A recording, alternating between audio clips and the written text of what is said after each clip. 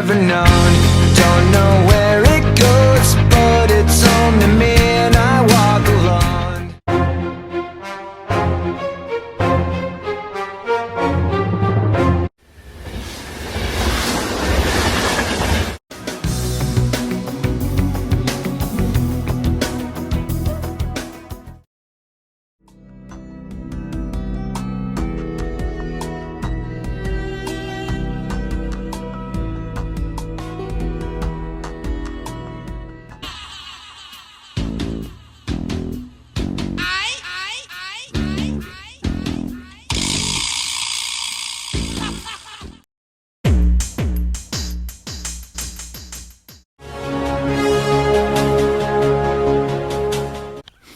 Alright, we're back in the park, about to head out. It's 8 minutes after 7.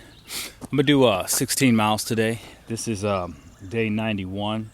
It's Friday, January 10th. First checkpoint is 6 miles away, and then after that, 10 or something like that. But at any rate, we're doing 16, and we're gonna pass one shelter. Alright, let's get cracking. This is an example of what an animal can do.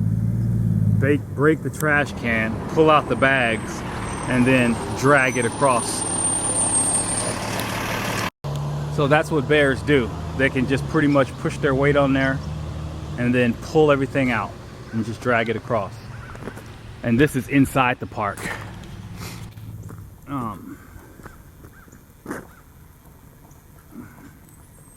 we go.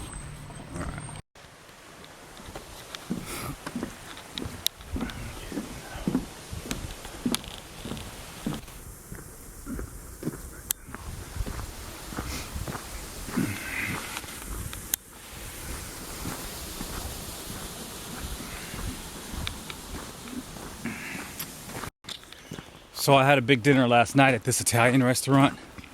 The portions were like Cheesecake Factory. They were huge. And the good thing about it is I got to eat the leftovers for breakfast. So I am fueled up. I guess 16 is kind of modest, but it's still that's still an admirable distance, you know, given the time. 20s will take care of themselves. I figure I'll get in about 2:30. I mean, you know, something a little bit easy. I'm okay with that. I still need to get into my book and still enjoy the hike, but also enjoy the day and time after the hike. That's all part of the rest part. I was able to make 2 movies, but the internet was so terrible, I barely had phone service at the motel. But the good news is, when I get to a good spot, all I have to do is upload. So that's good. That's good. All right.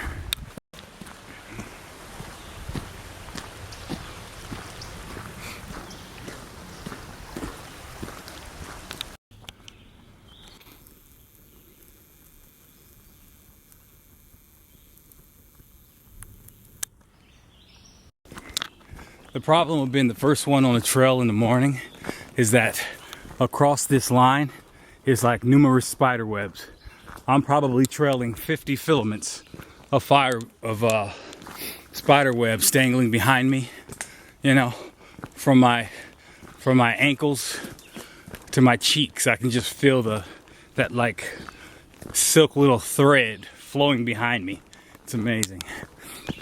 It tickles, actually.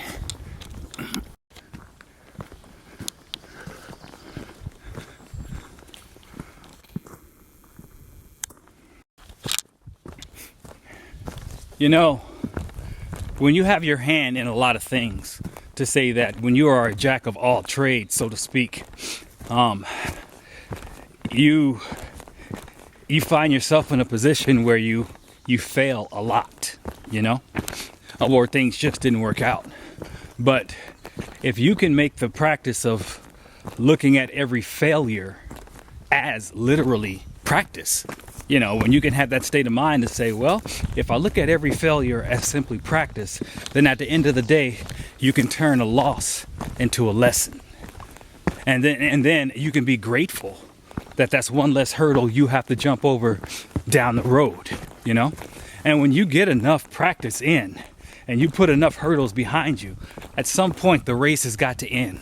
There's got to be a finish line, you know? So it doesn't matter how much practice or failure you have, as long as you're in the race, as long as your heart's in it and you keep pushing with everything you've got, that finish line is going to come up. And that finish line is just symbolism for success. Something is going to stick because it has to, you know?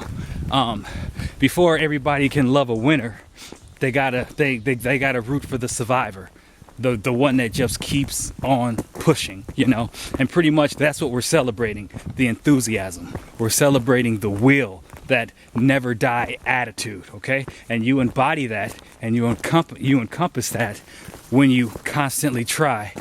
You know what I'm saying? Even if it doesn't work out the way you want it to, when you constantly try and you constantly practice, because as they say, repetition is the mother of skill. Out here.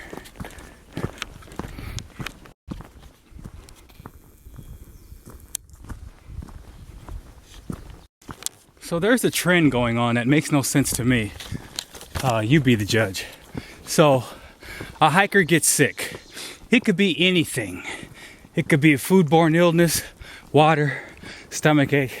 First thing they do is get off the trail and take a COVID test. First of all, where do you find a COVID test randomly on the trail in barren Appalachia?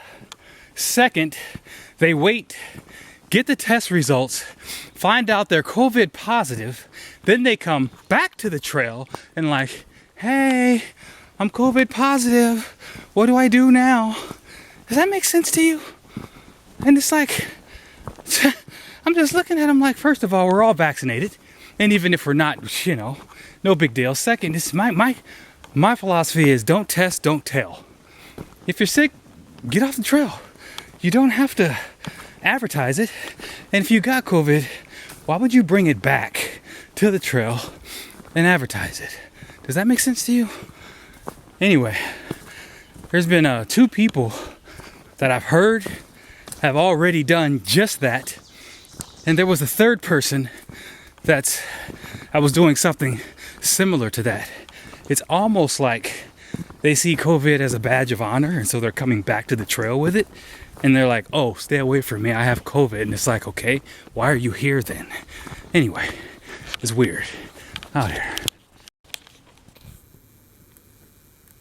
Apparently the shelter's coming up. Just in case I pass it, I'm just documenting it now. They're saying it's 0.2 miles down the way, and it looks like it's on the trail. But if it's not, that's me acknowledging it. And by the way, that shelter symbolizes checkpoint Alpha out here.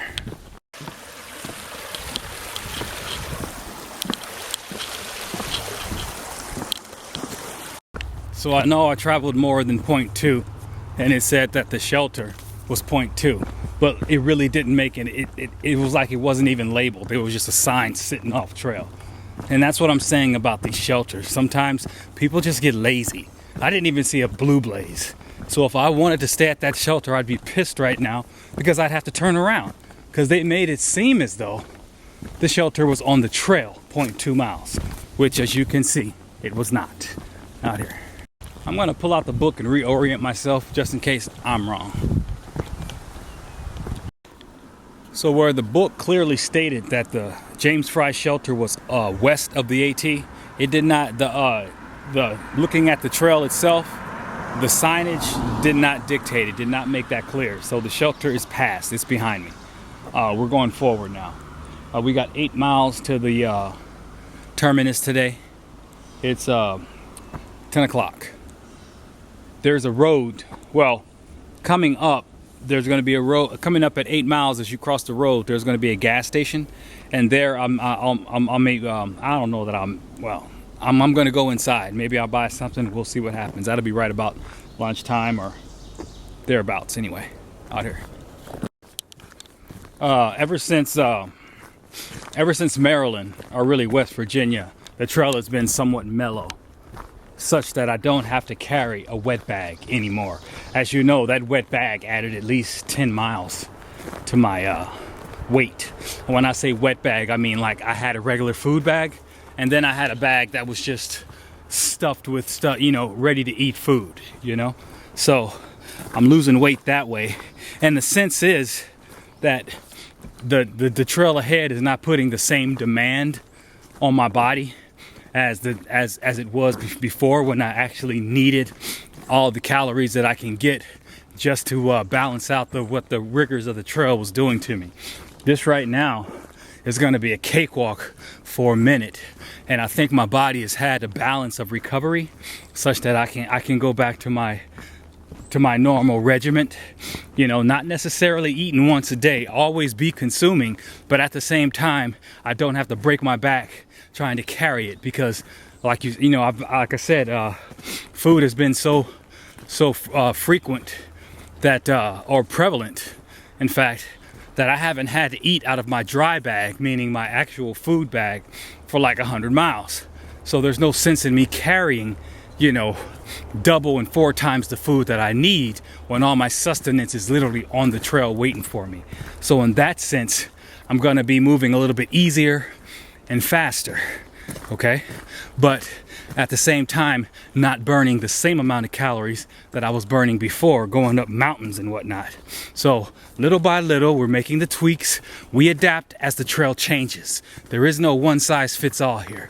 You got to keep observing, keep everything open, and go from there. It does help me that I have knowledge of the terrain. I know what's ahead, and I know the tweaks that I can make, because I know what's coming up, you know what I mean?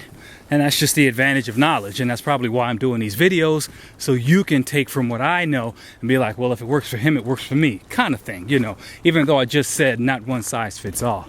But I'm just giving you a glimpse into the future that you would not otherwise have out here.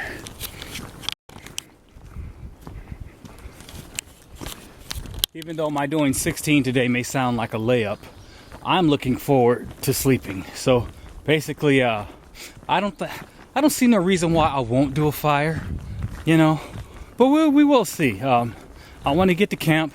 I want to pitch my tent, since I dried it at the hostel. You saw me do that. So all that's clear. And then, you know, lay down for a moment. We'll see, depending on what time I get in. And then, you know, make a small fire. We'll see. We'll play it by ear. This is the road. I don't see anything remotely resembling sustenance, so I'm going to keep on hiking.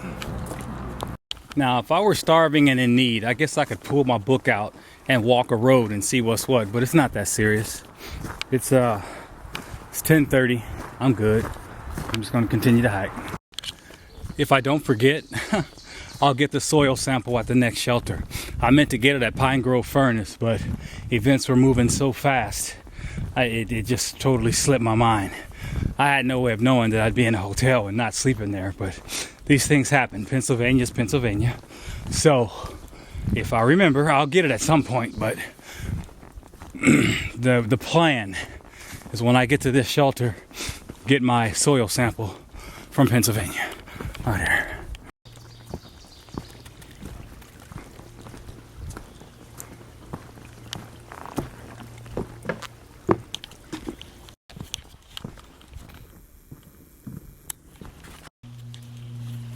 So here's a dog, obviously a service dog, without its owner, just tracing along in the water.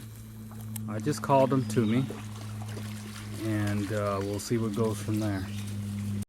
It's like it ate a frog or something and just took off down the trail. I think I hear somebody screaming behind me, but that's why you keep your dogs on the leash. That dog is gone out here. Apparently the owners were ahead of me. I see this woman with a leash dangling from her belt, and I guess the dog just caught him up. But that's strange to walk up on a site with a dog just sitting by itself in the water. It's 12 o'clock and I'm 3 miles out. I should be eating lunch right now, but my stomach feels kind of queasy, so I'm going to hold off for a second and just see what happens. But honestly, generally, when you have stomach cramps, you should eat. That's the thing you should do, is put something in your stomach. But I'm just holding off because I want to actually enjoy my meal. So, yeah, one second.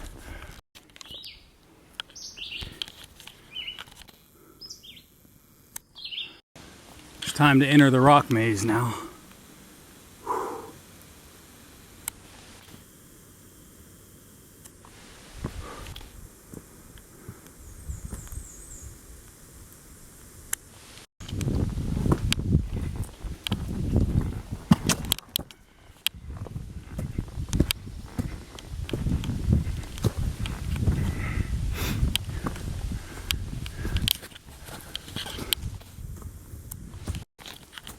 This reminds me of the lemon squeezer in New York. How you gotta squeeze between two boulders. The air is always colder. Whew. Yeah, this is tight. I can't see the underbelly, so I don't know if this is venomous or not. But I will respect his space while he's sunbathing and go over him. Alright.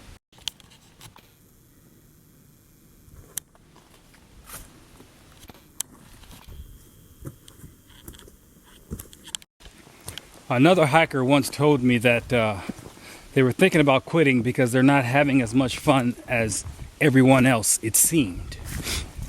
And after I explained to them that comparison is the death of joy, at the end of the day, if you don't feel comfortable doing you know what I'm saying? Like just being yourself, hiking your own hike, then maybe your issues are not with the hike itself, but maybe you got some things you need to work out within yourself. You don't feel comfortable within your own skin, if that makes any difference, But one thing I did notice was the age disparity.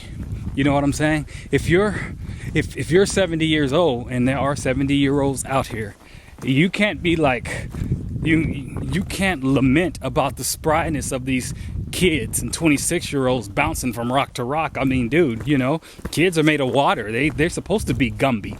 You had your season to hike this when you were of a like body, and mine to be actually.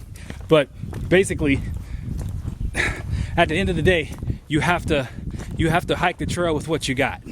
And if what you got are 80-year-old bones, 67-year-old bones, then you got to move as such, because you're going to be a lot brittle and you're not going to be able to bounce. So you should go slower. And when you look at other people having fun, I mean, yeah, you could take comfort in the fact that, wow, they're really, but that's the joy of youth. You know what I'm saying? It's no different than than old people sitting at a park watching all the kids play. So it's I guess it's a mixed bag, but this comes back to personal development. You know what I'm saying? Just your own headspace, I guess, out here. On a side note, basically, infinite expression is the gift of youth. And as we get older, we have to become specialists. We have to focus our talents, focus our gifts and desires and passions into a particular field, okay? That we can pour the rest of ourselves into as we begin to age and whatnot. And if anything, I mean, it's a rite of passage. So if you're a youngster and you're listening to these words, don't wait and have the AT as your bucket list when you're old and brittle. You know what I'm saying? Figure out what you want to do with your life, figure out your far-reaching goals, and work around your strengths. You see? Does that make sense? Work around your youth. So you'll be an able-bodied person when you're going through it, and you'll enjoy it all the more, and you'll have those victories behind you pushing you forward. Does this require a lot of introspection? It does. Does it require focus and things like that? It does, but that's why I'm doing the videos out here. Dude, these boulders reminds me of New York like nobody's business. Wait till we get there and I'll show you. That's why I like New York so much, because it resembles nothing like the city you would think when it comes to calling your mind. There's only 3 machines in the world: the lever, the fulcrum, and the wheel. And when you're traversing through these rocks, your body can mimic any one of those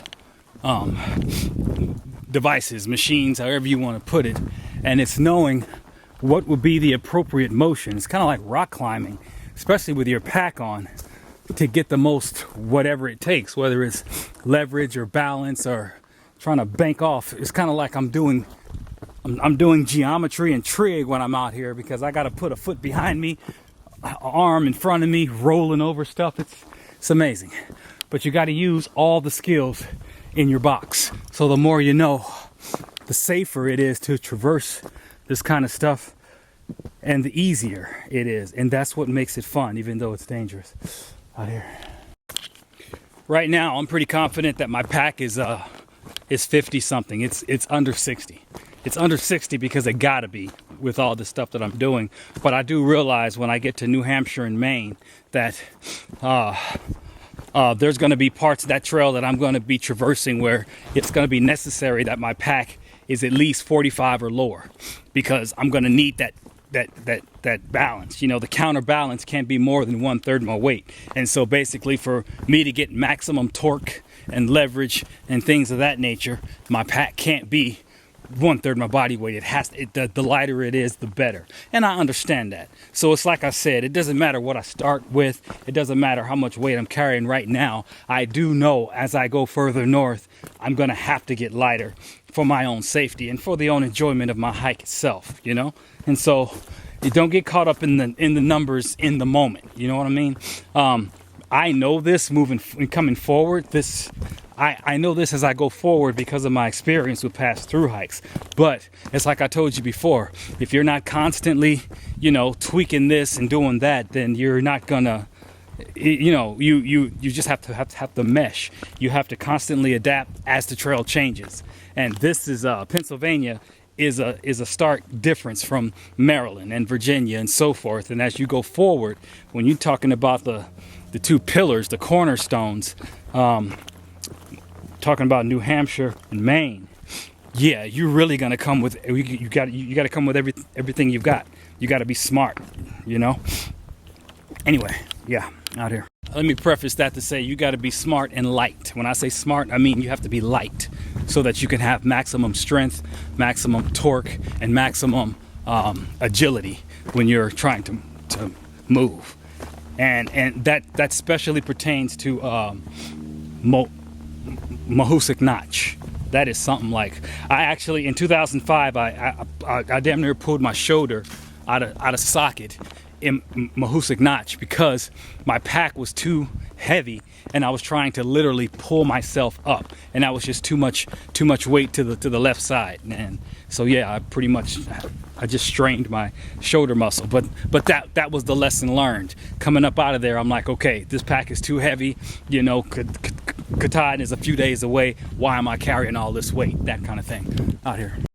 I feel a lot better right now, but let me just say that you want to have gas out here. So if you're trying to put on airs or act like you don't fart or burp because you got some kind of hiking partner with you, you're gonna have stomach issues. It's like I told you before, and it really doesn't matter if you filter or not. The water, the gas that's infused in the water with all these decomposing leaves, it's really gonna do a number on your stomach. You're gonna be bloated, and you're trying to hike, and you got this belt across your stomach, refusing to alleviate that pressure. And if you can't fart, and if you can't burp, it's just like, oh my God, what is this pressure? And it hurts. And so when I was stretching through them rocks, yeah, I was working it out. I know it's gross, but I'm saying you got to be able to burp and fart. You want to out here. Well, it's 12:54, and I'm 2 miles away from my terminus, the next shelter. And today would be easy if I didn't feel so tired. I guess I didn't sleep enough last night. So I'm looking forward to just getting to the shelter. That's why I'm skipping lunch. Yeah, I'm almost there out here.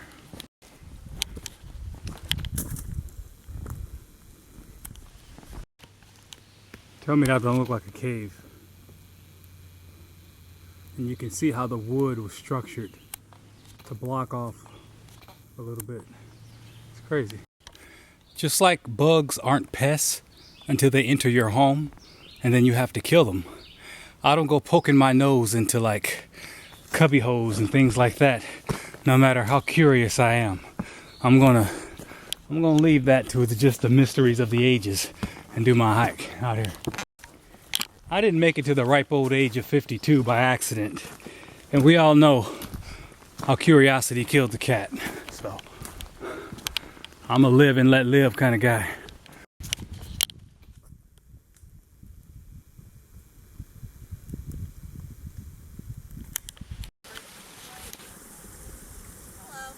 What's up? Just capturing the moment. It's 2 o'clock and I'm at the sign for the shelter. And oh joy, it's uphill. Alright, let's go. Take a wild guess where I'm going tomorrow. As I was saying, take a wild guess where I'm going tomorrow. Darlington Shelter, 18.2. Done. There's the shelter. Alex Kennedy.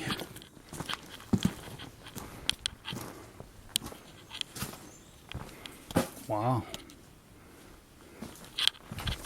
Kind of not a lot of light. There you go. That privy looks amazing. Yep. All right, let's get some water. So the next shelter from here is 18 miles. We're gonna go through Boiling Springs in 3 miles. There's no water. Basically, at this shelter, the water is 1,000 feet downhill, which is stupid. And it's already 1,000 feet off the trail. So what I'm gonna do is something that I normally don't do. I'm gonna go backwards to the campsite, to a campsite that I saw. Several campsites, actually. The water's good, everything's there, and I'm going to pitch because I'm not going 1,000 feet, pretty much a mile to go get water to a shelter that's already half a mile off the trail. It's not going to happen. I would go forward, but according to this book, there is no more water. There's nothing before Boiling Springs. But you know what? Boiling Springs is 3 miles away. Hold on. It's 2 o'clock, right?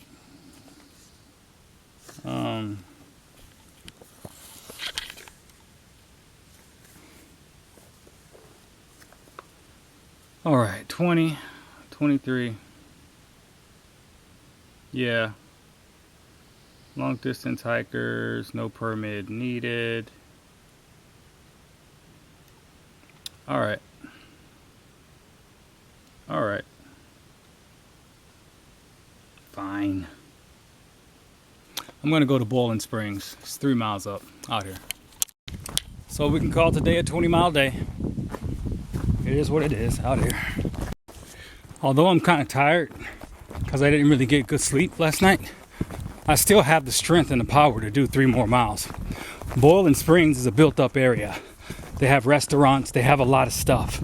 So if I can get here, and ain't no if. I mean, basically, I'll be able to eat. I'll eat better by going 3 more miles. There's a station there. There's water there. Everything's there. It's almost like a small little city. That's why the next shelter from this shelter here is 18. And the one after that is 23 and then 35. Because they know Boiling Springs is a built up area where hikers will pull over. So a couple more miles won't kill me out here. If I cross a water source between here and there, I'll stop and do lunch, even though it's 3 o'clock and I probably should have eaten a while back. But I had stomach issues, but I'm fine now out here.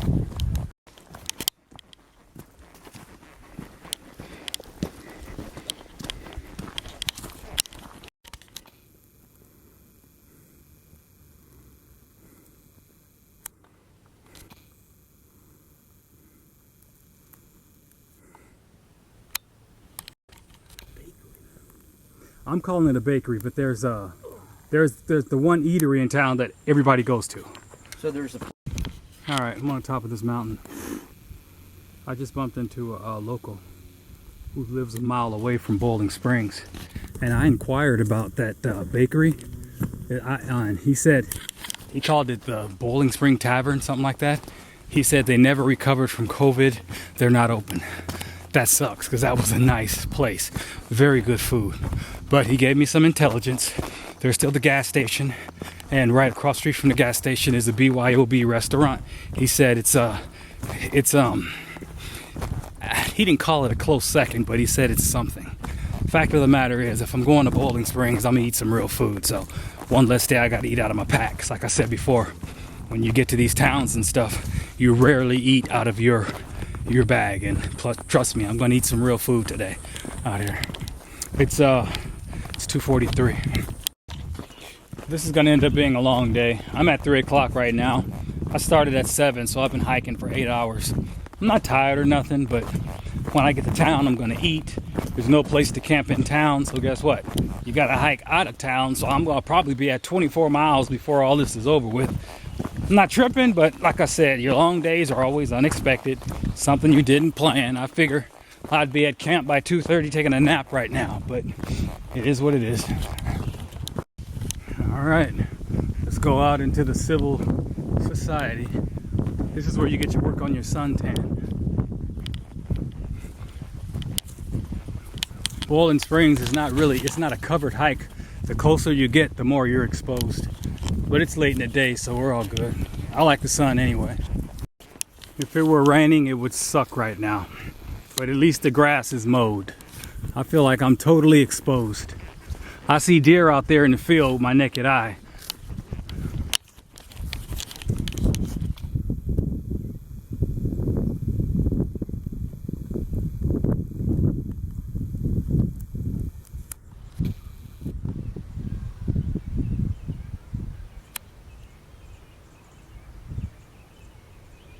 Took my eye off the prize and lost it, but he's there. As I'm walking past his house, I'm watching this old lady rock back and forth. Problem is, she's not in a rocking chair. When you see people do that, rock back and forth without a rocking chair, that's a light sign of autism. I know, because I do it sometimes, and then I catch myself. I'll be watching a movie or something with my girl, and she'll be like, why are you rocking? I'll be like, I didn't even realize it. and I'm knowing what it means. It's embarrassing as hell.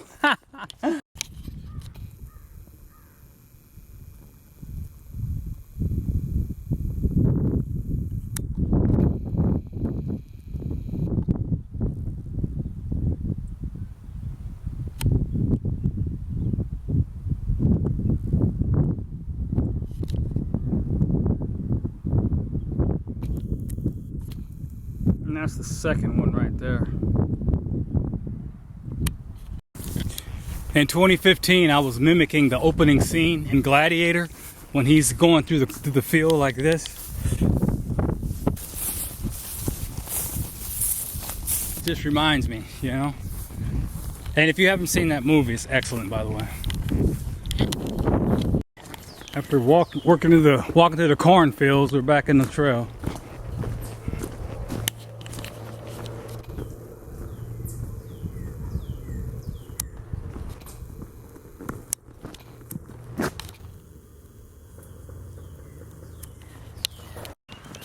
And then I'm spit back out again. I'm on the outskirts of Hot Springs, Warm Springs, Bowling Springs. Ha! I can hear kids, so I'm sure there's some water sports going on. Well, obviously where the pools were closed in Caledonia Park, I'm looking at just a whole lot of people at the swimming hole here. So they don't have no issues in Bowling Springs. More likely than not, it's all staffing. It's like staffing problems, and that's about it. Before I go back in the woods to Bowling Springs proper, I want to show you this.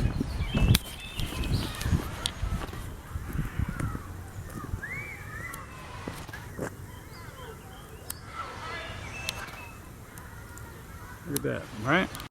So I'm videoing people, and this guy's trying to get my attention, like, the trail's the other way. I'm like, I know. And he's like, trail magic. I'm like, I'll be there in a second.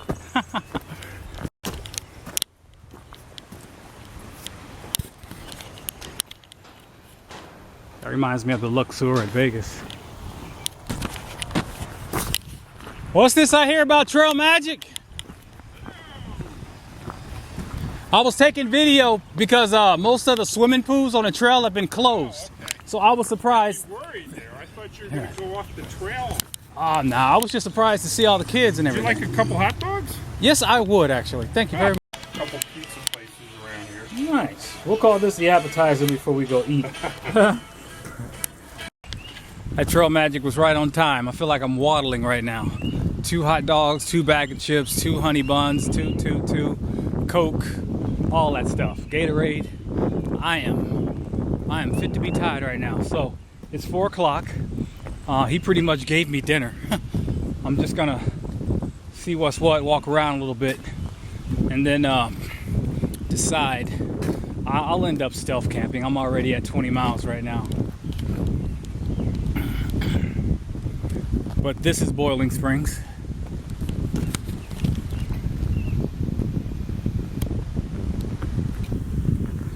I bet 5 trees made that massive beast of a tree. Got your ducks. Yeah. The algae is really growing like a weed. It was never like this. It's just coming up from the bottom and just taking over. Really. Looks like the Everglades out there. So this is the old sheriff station. They have water in the back, and when I say water, check this out. Oh, the ranger station is what I mean to say. He said that they haven't opened back up since COVID, which sucks actually. But they have water filled up here. That's pretty cool. Oh, obviously they say don't drink, but they got a spigot right here if you need water. And I think I am gonna fill up. I'm gonna go on the front porch and chill for a second. If I'm lucky, there's gonna be an electrical outlet. I got a little bit of time to see if I can need anything that needs to be charged. No one's gathering here because the office is closed. But, oh, I stand corrected. I see people. Hey, what's up? What's up? Anyway, this used to be. This is where you go to get the intel about what's going on. And then they had a hiker's box here. You should check it out too. There's a bunch of stuff in there. I'll take a look. I will take a look. Fancy town here. So I mean, I'm legit just. I saw Lisa's hostel. I texted her. Right. She said $20, and I said so. Here's a hostel for 20 bucks. The lady will come get you. There's really no camping for the next 10 miles. And what I need is to be able to upload internet. I know what you're thinking. You just left a hotel, but the hotel didn't have internet. So that's what I'm thinking right now. Anyway, I'm chilling. We'll see. So I just got off the phone with the hostel. She's already stuffed. Nothing going on. I'm going to fill my water up and hit the trail. And since the trail magic already fed me, I'm good. I'm just going to get some water and bounce out here. All right, I'm going to walk up to the Allenberry Lodge, which is the place I usually stay at when I'm at Boiling Springs. But because this is Friday, to get a room, they want $309. No military discount. That's just the luck of the draw as far as when you hit towns and whatnot. I talked to the front desk person, and they said they will allow me to use their internet to upload a video. So I'm going to go in there, upload some videos, and then just hike out and stealth somewhere. It's not that big of a deal out here. So I'm in Allenberry. It's a hotel. I stayed here twice during my Thur-Hikes, 2005 and 2015. Today, my boy Paul at the front desk he gave me the internet password, so I'm going to see if I can upload the two movies that I made. That's what I'm trying to do right now. It's 5:16, so I'm playing with the time out here. All right, it's 7 o'clock. I'm leaving Allenberry Estates, or Estates, right? It just seems like Estates should follow such a name. No, the Allenberry Hotel. The front desk guy, Paul, he really hooked me up. And check this out. Not only did he let me go in the lobby, use their internet, I was able to drop 2 movies and pay a couple bills. The guy gave me a sticky bun for the road. He didn't have to do that. I just got, man, my pack exploded right in front of the hotel. People are coming in and out. I'm downloading movies. I'm going to the hostesses because I'm inside the restaurant area asking for water. And they're just not like, who is this mother? You know, they just hooked me up. I appreciate it. So, 30% chance of rain. I'm leaving Boiling Springs right now, hiking out. And you know what? They really built this area up. In 7 years, I'm looking at 4 new buildings that I never even saw before. That's why I was so lost, because I went to the same place that I've always went to, you know, to check in, and they done turned that into villas. So, wow, for real. So I got about an hour and a half of daylight. I'm not gonna, obviously, I'm not gonna night hike. The next shelter is like 10 miles away, so we're not doing that. And there, check this out. There's no water for 13 miles. And when I say the next shelter is 10 miles away, that's a lie. The next shelter is Darlington Shelter, and that's 15 miles from where I'm standing right now. And the next water source is 13 miles. So I've already eaten, I've already drank. And you know how I feel about night hiking. What I'm gonna do is get up in these woods, hike a little bit, pitch my tent, and go to sleep. I've been tired. I've been tired for the whole day. I mean, you know, I got the power. I'm good. I can hike. But I can sleep. You know what I'm saying? I thought I'd be over at 2 o'clock. But at any rate, hey, I got the movies out the way. That's good. And check this out. 6 miles down the road, as far as the trail goes, is Denny's. And that's 2 miles. That's 0.2 miles. Just 0.2 miles off the trail. So tomorrow morning, I'm gonna go to Denny's. And there's hotels and stuff around there. This is a very rare stretch where you can literally walk off the trail and just walk straight into a hotel room. So if I wouldn't have downloaded the movies here at the Albury hotel, I would have pretty much gone to Denny's, eaten breakfast. Nah, you know what I would have did? No, I couldn't at 6. Not at 6 miles, but I would have gone to Denny's, eat breakfast, then went to a hotel, and then tried to, you know, test their internet to see if I could upload. And so since that's not the case, tomorrow morning I'm just gonna get up, pack up my tent, and head out to Denny's. You will see the whole extravaganza. Yeah. All right, I'm gonna go find me a place to pitch out here. All right, this is my turn off to say goodbye to Boiling Springs and get back in these woods. I'm sure I'm not the only person in the world that decided to go in here and stealth camp. So I'm optimistic that I'll find a campsite. The thing is, what I don't want to do is go running up in here in tick country trying to set a tent up. What I'm looking for is a flat spot that somebody already laid out. It's 7-Eleven. I plan to have my tent set up and be in a tent by 8 o'clock. 30% chance of rain tonight, and according to the guy I talked to, it's a 30% chance of rain tomorrow. So I'm keeping that in mind when I'm thinking about exactly where I want to pitch. And you don't have to remind me. I still haven't got my dirt sample from Pennsylvania. I'll get there, out here. Found a site, right there. It's all brown. There's no ticks. I'm not walking in grass. I just got to set up. I'm gonna go ahead and close this video out while I still got enough light to do so. I'm in my tent. I'm squared away. It's 7:44. Today was a good day.